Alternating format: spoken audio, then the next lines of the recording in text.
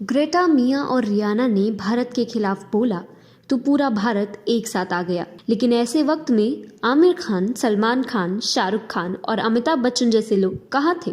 खान, तिकड़ी और अमिताभ ने तो मानो देश के किसी भी मुद्दे पर देश हित में सकारात्मक योगदान न देने की कसम खा रखी है। क्या कारण है कि आखिर ये लोग भारत के पक्ष में बोलने से इतना घबरा रहे हैं? नमस्कार, TFI में आपका स्वागत है। मैं हूं दीक्षा नेगी और मैं आपको बताने जा रही हूं कि आखिर देश के कुछ जाने माने एक्टर्स देश की इस लड़ाई में भारतवासियों के साथ खड़ा होने में इतना क्यों हिचकिचा रहे हैं। जब से अमेरिकी गायिका रियाना, पूर्व पॉर्न स्टार मिया खलीफा और कथित पर्यावरणवादी ग्रेटा थनबर्ग ने भारत के हिंसक किसान प्रदर्शन के समर्थन में अपने ट्वीट्स किए हैं, हमारा फिल्म उद्योग दो भागों में बंट चुका है। एक तरफ अजय देवगन, अक्षय कुमार, सुनील शेट्टी, अनुपम खेर जैसे लोग हैं जिन्होंने स्पष्ट रूप से भारत की अखंडता को अक्षुण्ण रखने की बात की है, तो दूसरी तरफ तापसी पन्नू, मोहम्मद जीशान आयुब, स्वरा भास्कर जैसे कई चेहरे हैं जिनके मतों को कोई समर्थन न मिलने के बावजूद वे भारत के विरुद्ध विष खोलते दिखाई दिए हैं।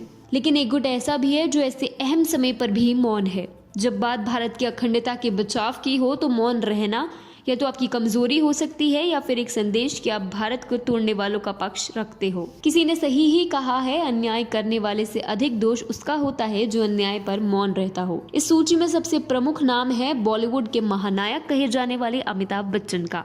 पिछले कई वर्षों से अमिताभ बच्चन ने मानो राष्ट्रीय महत्व के मुद्दों पर अपना सकारात्मक योगदान न देने की कसम खाई हुई है। पिछले वर्ष जब अभिनेता सुशांत सिंह राजपूत की रहस्यमय परिस्थितियों में मृत्यु हुई थी, तब भी अमिताभ बच्चन ने चुप्पी साधी हुई थी। लेकिन अब बात भारत की अस्मिता की है और इस पे भी अमिताभ बच्चन का चुप रहना मानो इन अराजक तत्वों को मौन समर्थन देने समान होगा। लेकिन अमिताभ बच्चन अकेले ऐसे व्यक्ति नहीं है जिनकी चुप्पी के लिए उन पर निशाना साधा जा रहा है। हर बार की तरह एक बार फिर खान तिकड़ी ने इस वर्ष पर चुप्पी साधने रहने में ही भलाई समझी। आमतौर पर कथित असहिष्णुता के मुद्दे पर देश छोड़ने की बात करने वाले आमिर खान को मानो इस विषय पर सांप सूंघ गया। लेकिन इतना ही नहीं, बॉलीवुड की नई पीढ़ी के कई सितारे जैसे आयुष्मान खुराना, राजकुमार राव, विकी कौशल इत्यादि भी इस विषय पर कुछ बोलने से बच रहे हैं। अब इस चुप्पी के पीछे दो प्रमुख कारण हो सकते हैं, जिनमें से यदि एक भी सच है तो ये बॉलीवुड के लिए चिंताजनक भी है और आने वाले समय में हानिकारक भी।